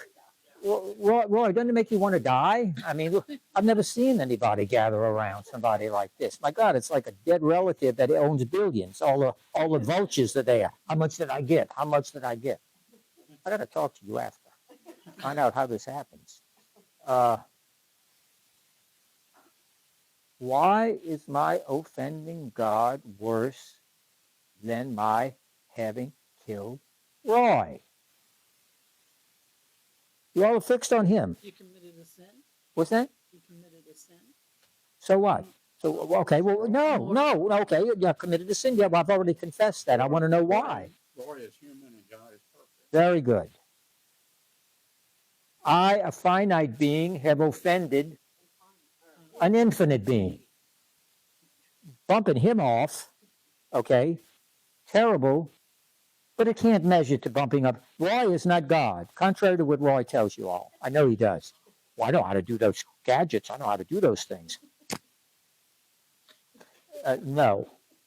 Now, believe it or not, it is worse to offend God than it is to offend Roy. I understand we're in the beatification, sanctification, and deification of Roy. I understand that. But if we could leave that heresy alone for a moment, and it's tragic that I killed you. Don't misunderstand me. I'm not demeaning that. But when it comes to God, I'm sorry, Roy. You finished second in the field of two. Now, so therefore, it has to be this balance. In other words, I have to have a being that can do both. Make up for the sin of humanity, the original sin. Does original sin affect only Adam and Eve? No. So therefore, when does Jesus become a particular being? Yes. Is he born in a particular place? Particular time? Yes. Is he only making up for the sin of Adam and Eve? No. No. He's making up for humanity as a whole. It is not a sin. Original sin is not a personal sin. Go to your catechism. It's not a personal sin. It is a transmitted sin. Oh, God, I'm picking on people. No, I want to go back to Roy. Yeah, sorry, Roy. I'll fix you. They all love you, so don't worry about it. Uh, Roy, Roy has diabetes, and Roy's had diabetes very, very early age, right? Almost inherited it, or sickle cell anemia, or something like that that affects mainly black, but not black people. That because it affects Jewish people, so on and so forth. Okay, it's part of their chemical makeup, their structure, and everything else like this. Okay, and I come to Roy, and Roy has diabetes, and I said, "Shame on you, Roy, for getting diabetes. What's wrong with you?" Well, that makes no sense. It makes no sense. Or a person is born with some birth defect, whatever it is. And I began just railing on this person. He would say, "Not only are you cruel, you're nuts." Why? It was inherited. Did they commit the sin of diabetes? It doesn't even make sense. They were born, let's say, with a deformity, something like that. Most of us in our right mind would see that person not as an object to blame, but someone to be understanding, compassionate, all of those kinds of things. So original sin is not a personal sin, it's transmitted from Adam and Eve to humanity. Very good. To humanity. Therefore, the word, the logos, comes in the form of a human, but is also God. And what he takes to the cross, is it for personal sins? Is it for personal sins? Personal sins of humanity. No, of you. So Jesus didn't Yes. die for your sins? Yeah. Yes.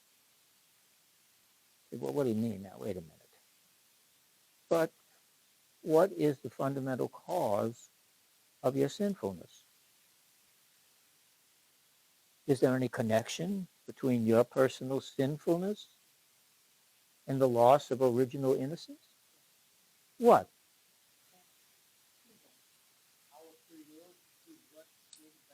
Our free will to choose what's good or bad. Well, well, well, Roy, you want to take away freedom? No. Oh, you don't want to take it away. So let them understand this. You think freedom is good? Yes. Yeah. Okay, so you want to take away this good thing from me. Would I still be human? Yes. If I didn't have freedom? Of course I wouldn't be. I'd be a robot. Do you really believe that you would be human if you didn't have freedom? Would you be a human being if I took away your mind, brain? Of course you. Well, what freedom? You gotta have freedom. Yes, no? Say something, Marie. There are many circumstances on this earth that are not freedom, that people live. I am talking about freedom as a constitutive part of your being. Yes. Would you be a human being if you did not have freedom? No, you wouldn't be. Are you a moral being? Moral being, not moral being as right or wrong. Why are you a moral being? Why do I come to you and either blame or praise you on X decision? Because of how I am created. How I Because decided. See this? See this? This is my pen. Valuable pen. $5,000 pen, huh? Yeah. and I forget it and I leave it there. The only person here, other than Blabby here, is Is Marie. Marie. Now, now the pen is there. You know it's my pen. Okay? I walk out the door, I get to the car, and I say, oh my goodness, I forgot my pen. I come back. You're in the back fooling with something. But in the meantime, you took the pen and put it in your weapon bag here. Now, but let's suppose, now, would that be a good act or a bad act? Let's suppose I come back in and Marie is making a beeline to the door and says, look here, you forgot your pen. Would that be a good act or bad act? Good act, bad act? Yes. Why do I say good act or bad act? Why? Behavior. But what kind of behavior? Choice. Choice. Freedom. I could have freedom to what? To choose to do right or choose to do wrong. I don't think, again, you have stupid human beings. So leaving that aside for a moment. You have a dog. And the dog poops on the floor. Bad dog. That doesn't make any sense. The dog has to go to the bathroom. You think the dog is worried about or understands right and wrong, good or bad, and all of this kind of stuff? When you're trying to train the dog and the dog poops on the floor, when do you train the dog? When do you correct the dog? Immediately. You don't wait for the dog to get a guilt trip. Because if you do it 10, 15, 20 minutes later, there's no association between the act and what you're going crazy over. You have to do it then. She takes my pen, takes off with it and goes. Over the weekend, she realizes she has to go to church and read. Naturally. And it has to do with being honest and forthright and all of this. And she's got to read it. God is wonderful at times. You see? And so she's up there like this. She gets in the car, and now she's overcome with what? Guilt. Catholic thing. Guilt.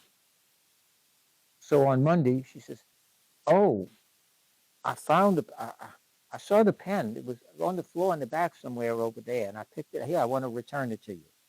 Okay, so she lied. She lied. But okay, you got the pen back. She was overcome by guilt.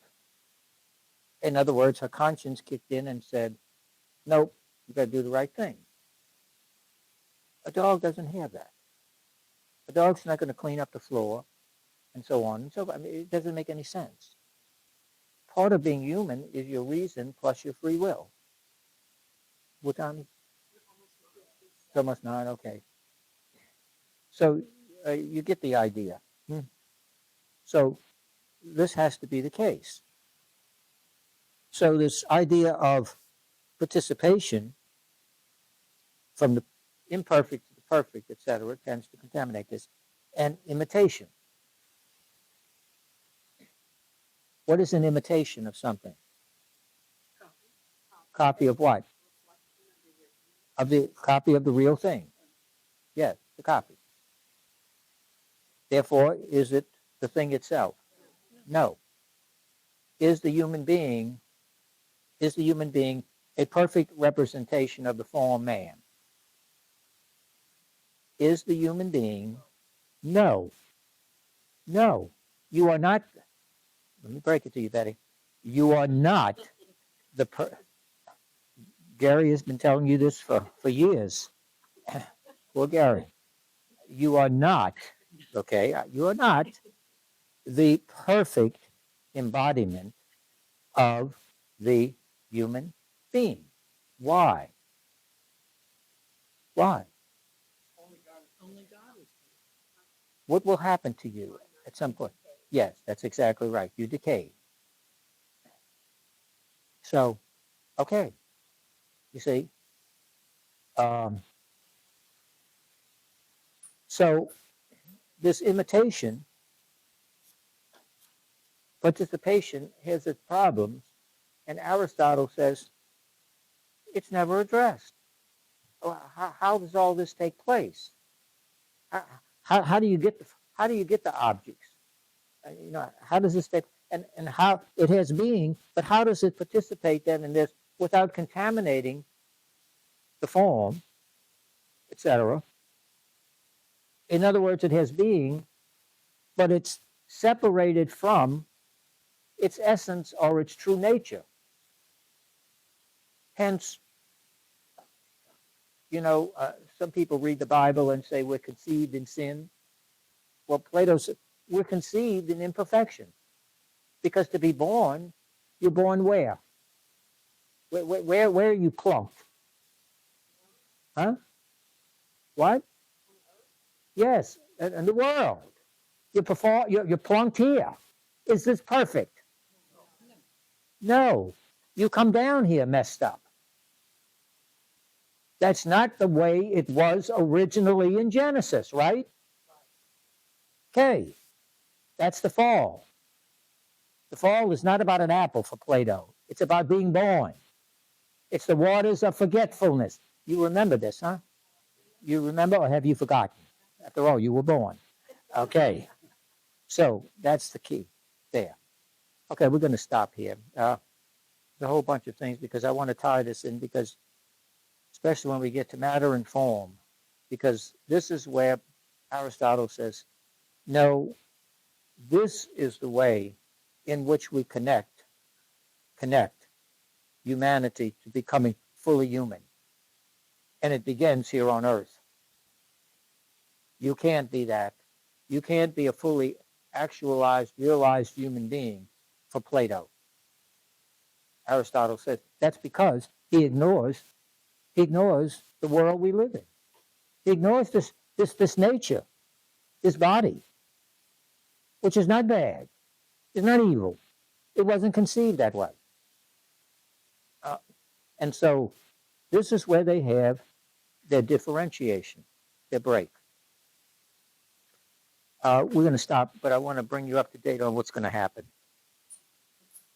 Who did Plato think he was, Father? Huh? Who did Plato think he was? I mean, What do you mean? Did he think he was perfect? No. Oh, no. How does he justify not seeing all this? No, it's very simple. What kind of being is Plato? Well, he's human. I hope And if he's human, he's what? he's finite. He's finite, and if he's finite, he's what? Huh? He's imperfect, he's limited. There again, that's just what I talked about at the beginning. You know what I'm saying? And in other words, what is Western philosophy? Western philosophy, then, is the ongoing question and answering. Yeah, that's what it is. Every age has its questions. Every age has its challenges. Every age has, but many of the questions they're asking are perennial questions. They're eternal questions. But all the while, we're getting new information, new insights, new problems, but also new possibilities. Problems can also be possibilities. That which doesn't kill you makes you stronger. Nietzsche, okay? All right, leaving that alone.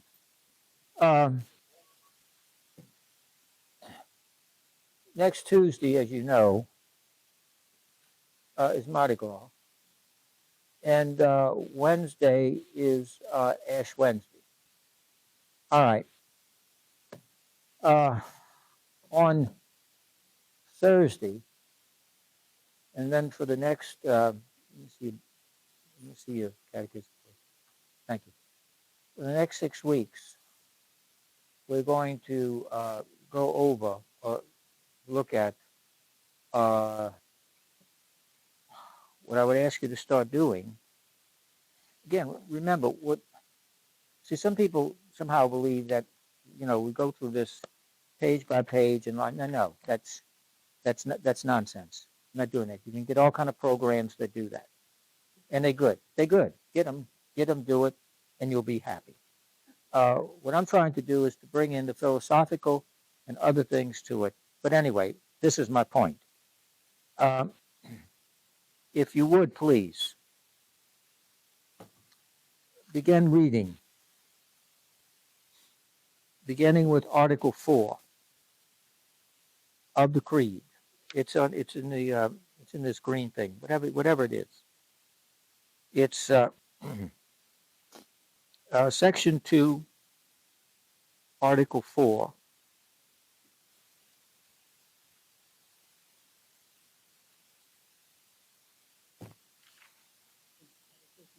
Yeah, the Catechism. And it goes through to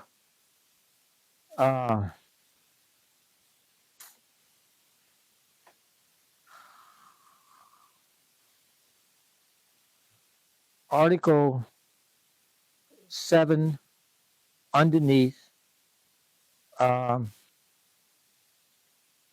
Let's see how they got this thing. Okay, you're going to go. This whoever thought of this thing is really goofy. You want to take Article 4, Jesus Christ suffered under Pontius Pilate, etc. It's Article 4.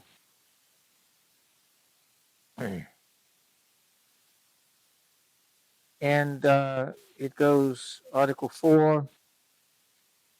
Then you got Paragraph 2, Paragraph 3, Article 5, Paragraph 1.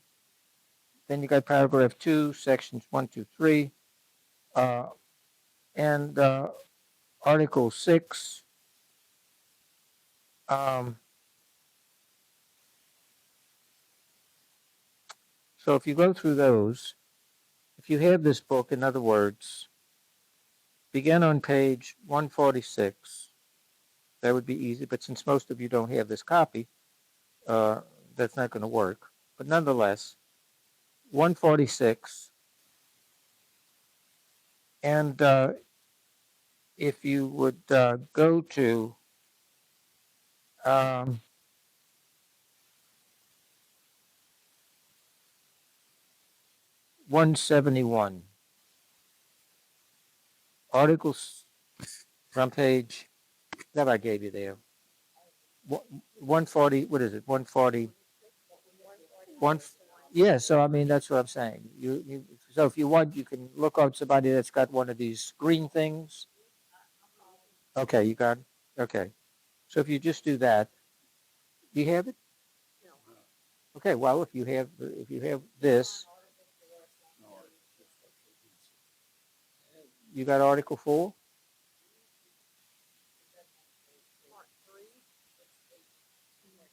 Go to the content page. It's in the front of the book. The content. It's all the way in the beginning. It's on the content, table of contents in the front. Yeah. Okay. And go to the creed. Start with the creed, please. And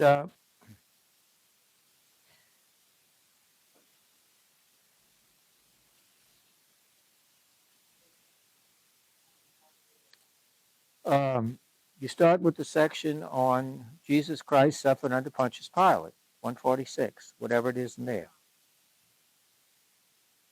And you go down to 171, which is, on the third day he rose from the dead, to 171. Okay? Everyone hear that? In other words, you go through the resurrection and the meaning and significance of the resurrection. Okay? And that will take you through that particular part. Now, what I'm asking you to do, please, is to read and become familiar with this. It's not that long. I mean, it's not a book length thing. It's articles and paragraphs and all that kind of stuff is deceptive. You're doing it for organizational points. Some of it's a page, some of it's a little 2 or 3 pages or something like that. Because what I'm going to do is I'm going to center in on the scriptural text and ask you to read, in addition to this, is to look up the 4 Gospels, Matthew, Mark, Luke, and John, obviously, and to look at from Palm Sunday, the triumphal entry into Jerusalem, to the resurrection in each of those, the 3 synoptics and the Gospel of John. And as you read those, you will see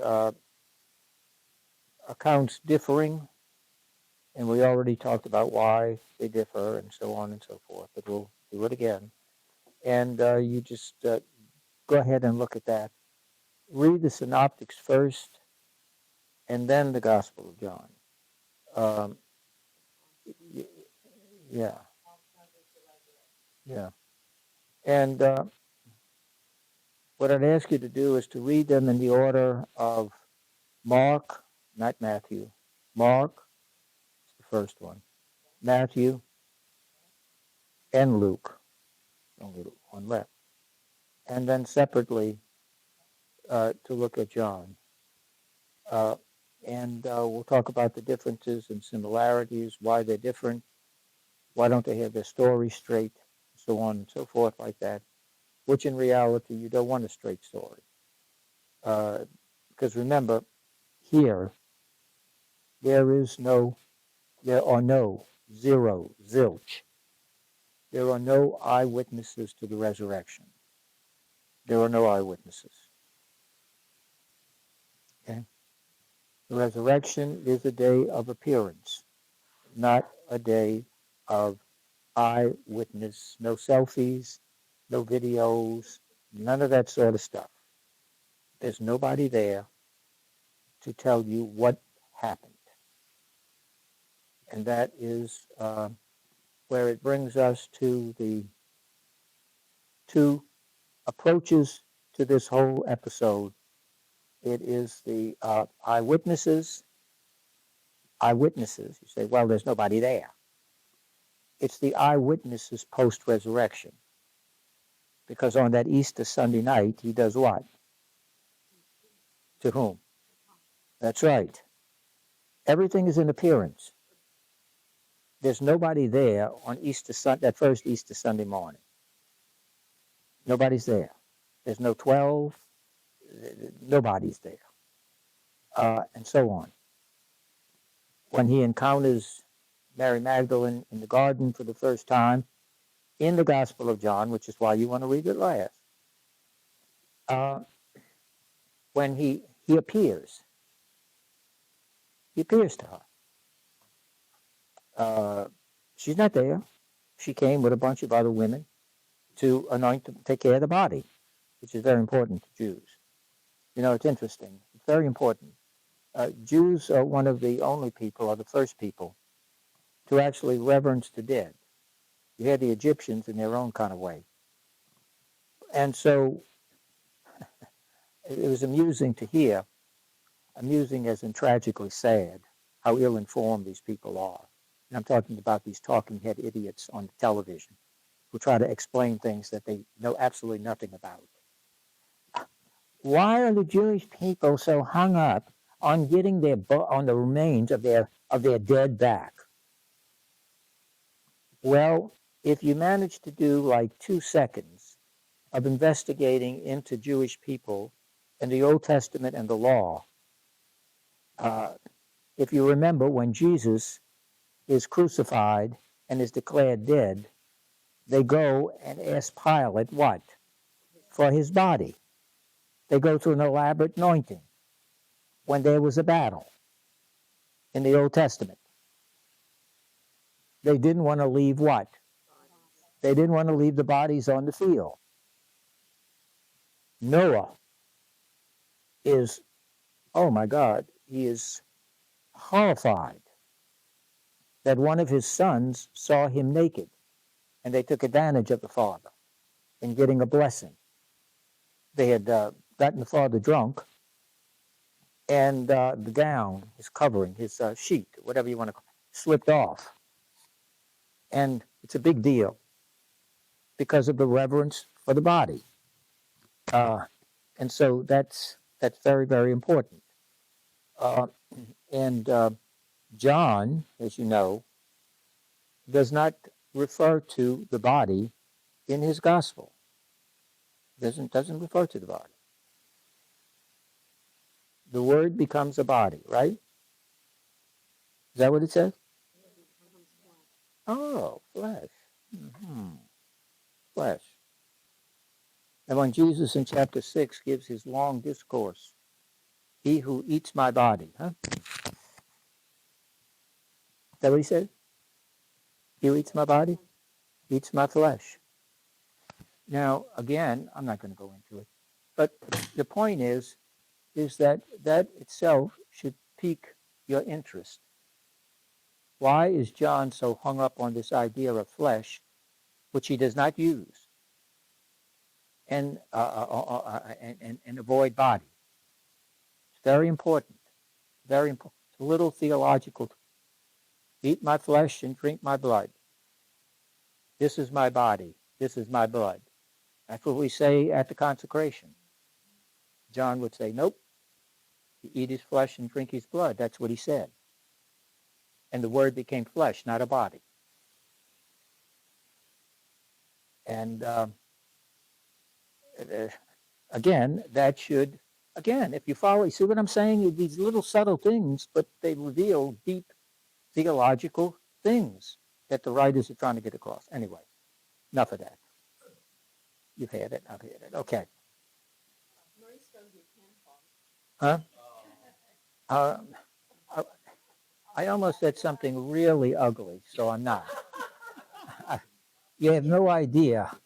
You have no idea how I have resisted the temptation to do it. You have, oh God, I'm so proud of myself.